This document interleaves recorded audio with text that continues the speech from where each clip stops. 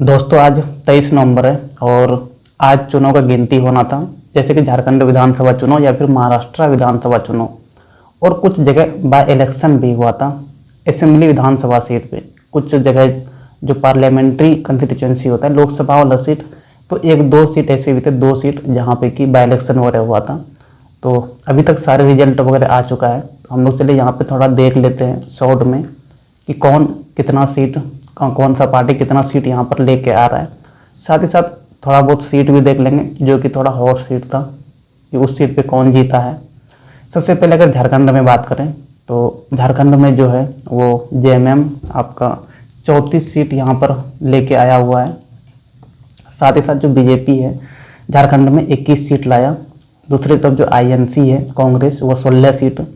उसके बाद आरजेडी जो है वो 4 सीट है और सीपीआई 2 सीट पे है।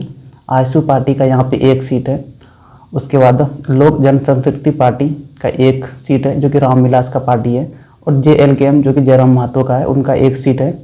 साथ ही जनता दल यूनाइटेड का यहाँ पे 1 सीट है। कुछ सीटों पर बात करें तो हेमंत सोरेन जीत चुके हैं, वो बरहेट से थे। और कल्पना सोरेन जो है वो भी जीत चुके हैं। गोड्डा जिला में अगर बात करें तो गोड्डा जिला में तीनों सीट की अगर बात करें तो वो आपका इंडी गठबंधन लेके चला गया। महागामा से दीपिका पांडे और पोड़ैयाहाट से अगर बात करें तो प्रदीप यादव, और ये दोनों तो कांग्रेस से थे। हालांकि गोड्डा सीट पे, गोड्डा विधानसभा सीट पे आरजेडी का उम्मीदवार था संजय प्रसाद यादव, जो कि लगातार 2 बार हारने के बाद यहाँ पे 2024 में वो जीत चुके हैं। साथ ही साथ कुछ जगह हारे भी है, जैसे कि जरमुंडी से बादल थे और बादल जो है वो हार गए हैं। जरमुंडी से अगर बात करें तो बीजेपी के जो उम्मीदवार हैं वो वहाँ पे जीते हैं जरमुंडी से। साथ ही साथ एक और सीट है जैसे बड़कागांव से जो अम्बा प्रसाद थी, तो अम्बा प्रसाद भी हार चुकी है, वहाँ पे बीजेपी उम्मीदवार जीते हैं। और एक बात करें तो बन्ना गुप्ता जो था वो आपका जमशेदपुर वेस्ट से था, तो जमशेदपुर वेस्ट से बन्ना गुप्ता भी हार गए हैं। तो ये 2-3 चेहरा ऐसे था जिनको कि ऐसा माना जा रहा था कि इनको हराना नामुमकिन ही है, लेकिन वो फिलहाल हार चुके हैं। ये 3 ऐसे चेहरे थे। बड़ेहाल और भी जो बड़े बड़े नेता हैं तो वो जीते। ये जैसे सरयू राय जो है वो जमशेदपुर वेस्ट से आपका बन्ना गुप्ता के अगेंस्ट में ही था, तो सरयू राय वहाँ से जीते हैं जो कि जेडीयू के उम्मीदवार थे जनता दल यूनाइटेड के। और अगर डुमरी सीट से देखें तो डुमरी सीट जो कि वहाँ से जयराम महतो, जो कि अभी नया पार्टी ही बनाया है, जेएलकेएम, जस्ट इस विधानसभा इलेक्शन से पहले पार्टी उन्होंने बनाया है जेएलकेएम। तो जेएलकेएम जो अध्यक्ष है जयराम महतो वो डुमरी सीट से यहाँ पे जीते हैं। चलिए उनको बधाई हो, उनका पहला यहाँ पे विधानसभा इलेक्शन भी था।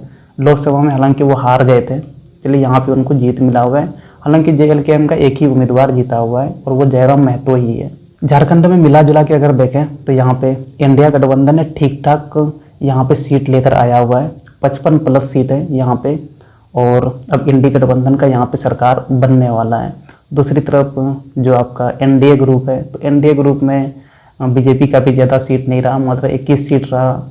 और आजसू जो उनके अलायंस में थे उनका 1 सीट है, तो 21 एक 22 हो गया।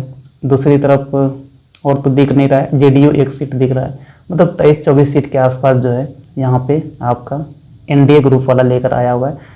तो दूसरी तरफ ये है ना कि यहाँ पे एनडीए ग्रुप को एक चीज़ समझना चाहिए कि जो इस बार जो उनके चुनाव प्रचारक थे, स्टार कैंपेनर, जो कि आपका सीएम के असम के जो सीएम थे हेमंत बिस्वा शर्मा, साथ ही साथ मोहन यादव जो मध्य प्रदेश के सीएम है, वो जब यहाँ पे चुनाव प्रचार के लिए आ रहे थे, जो उनका विचारधारा था ना, बीजेपी का जो विचारधारा है वही सबसे बड़ी वजह रहा यहाँ पे चुनाव हारने का। तो बीजेपी को यहाँ से सीख लेना चाहिए मेरे ख्याल से कि इस तरह का विचारधारा ना रखें अगर झारखंड में विधानसभा चुनाव जीतना है। तो ये बीजेपी के लिए सबसे बड़ी सीख है।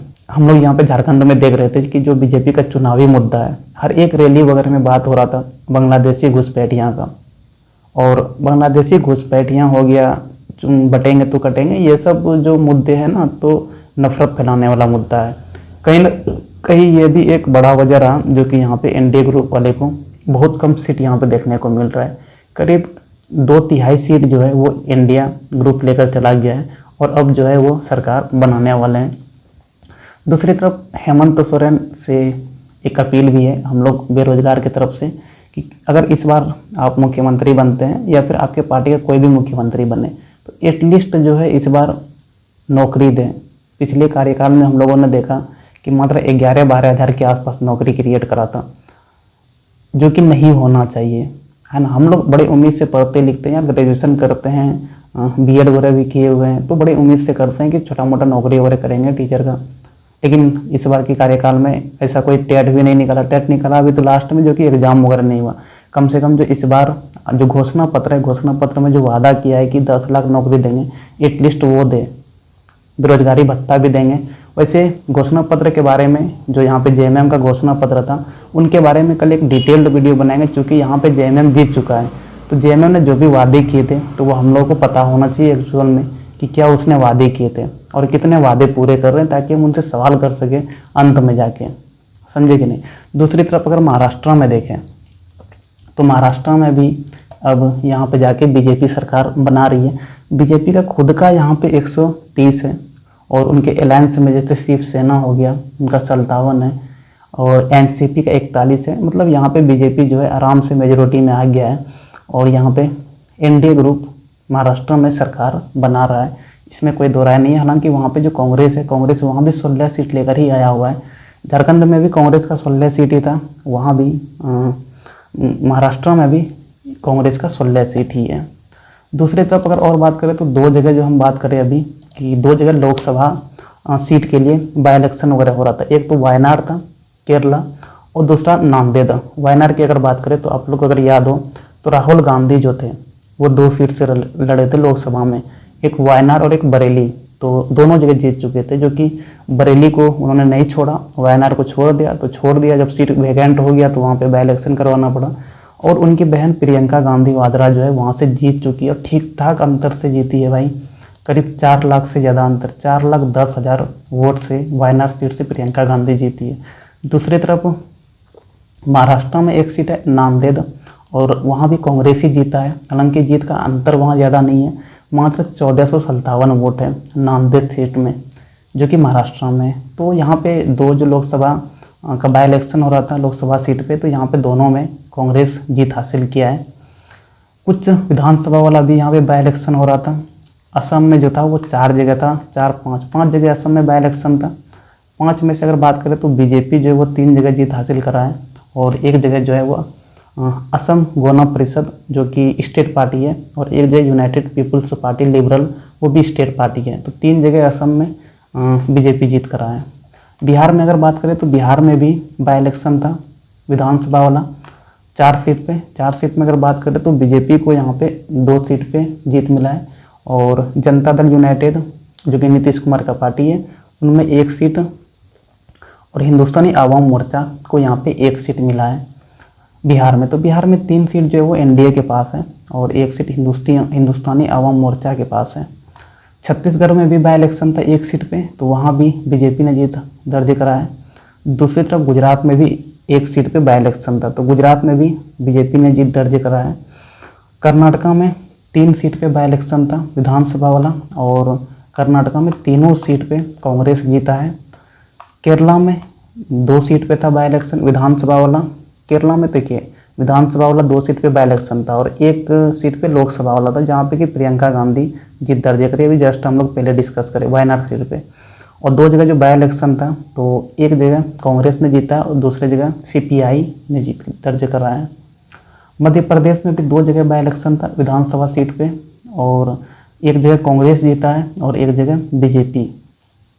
दूसरी तरफ मेघालय में अगर जाए तो मेघालय में भी 1 सीट पे बाई इलेक्शन था, वहाँ पे जो local party national people's party, उन्होंने जीत दर्ज करा है।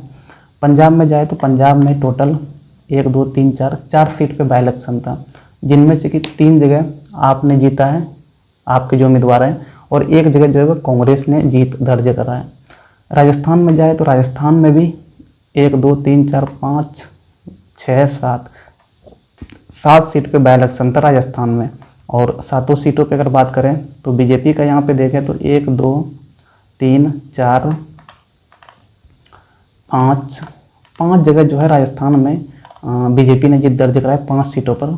और वही कांग्रेस का देखें तो कांग्रेस का यहाँ पर 1 सीट है, 6 हो गया, और 1 सीट जो है वो भारत आदिवासी पार्टी जो कि लोकल पार्टी है, तो उन्होंने जीत दर्ज करा है। तो 7 सीट पे जो राजस्थान में इलेक्शन था, बाई इलेक्शन विधानसभा वाला, वहाँ पे 5 में से बीजेपी ने जीत दर्ज करा है। सिक्किम में चले जाए तो सिक्किम में 2 लोकल पार्टी ही है, सिक्किम क्रांतिकारी मोर्चा और एक सिक्किम क्रांतिकारी मोर्चा ने ही दोनों सीट जीत दर्ज कराए। हालांकि सिक्किम में बात करें ना तो दोनों सीट पे अपोजिशन कोई था ही नहीं, तो वहाँ पे चुनाव का गिनती भी नहीं हुआ, बिना इलेक्शन के ही वो जीत गए थे, क्योंकि अपोजिशन में कोई था ही नहीं। उत्तर प्रदेश में 9 सीट पे बाई इलेक्शन हो रहा था विधानसभा वाला। 9 सीट में अगर देखें तो 6 सीट जो है वो बीजेपी ने जीत दर्ज करा है, 2 सीट पे समाजवादी पार्टी और 1 सीट पे जो है वो राष्ट्रीय लोक दल ने जीत दर्ज करा है। वही अगर उत्तराखंड में भी 1 सीट पे था, उत्तराखंड में बीजेपी ने जीत दर्ज करा। और बंगाल में चले जाए यार, बंगाल में तो ममता दीदी का एक अलग ही कहर है, वहाँ पे टोटल 6 सीट पे विधानसभा चुनाव हो रहा था बाई इलेक्शन, और 6 सीट पे वहाँ पे तृणमूल कांग्रेस ने जीत दर्ज करा है। तो आप बोल सकते हैं कि वेस्ट बंगाल में ममता दीदी का तो कहर है भाई, 6 का 6 सीट जीत जाना बाई इलेक्शन में, वो भी तो मान सकते हैं कि कहर है वहाँ पे ममता दीदी का। तो ये था थोड़ा आज जितना भी चुनाव हुआ उनका ब्यौरा हम लोगों ने यहाँ पे देखा कि टोटल कौन कितने सीट लेकर आए। चलिए फिर यहीं पे वीडियो ख़त्म करते हैं, और कल जो है वो झारखंड में जेएमएम का तो सरकार बनने ही वाला है। कल हम जेएमएम का जो भी घोषणा पत्र था उन पर एक वीडियो बनाएंगे और देखेंगे अब कितने उन्होंने एक्चुअल में वादे वगैरह किए हैं, क्योंकि अब तो वादे देखना बनता है, क्योंकि वो सरकार बनाने वाले हैं तो डिमांड भी तो उससे ही ना करेंगे, समझे कि नहीं। बड़े हाल आप लोग को भी जानना चाहिए जो भी उन्होंने घोषणा पत्र में वादे वगैरह किए हैं। कुछ तो हमें याद भी है कि नौकरी वगैरह 10 लाख बोला है उन्होंने देंगे अपने कार्यकाल में, चूल्हा खर्चा, मैया सम्मान योजना, तो और भी देखेंगे कितने वादे वगैरह किए हैं। चलिए फिर थैंक यू, यहीं पे वीडियो ख़त्म करते हैं। धन्यवाद।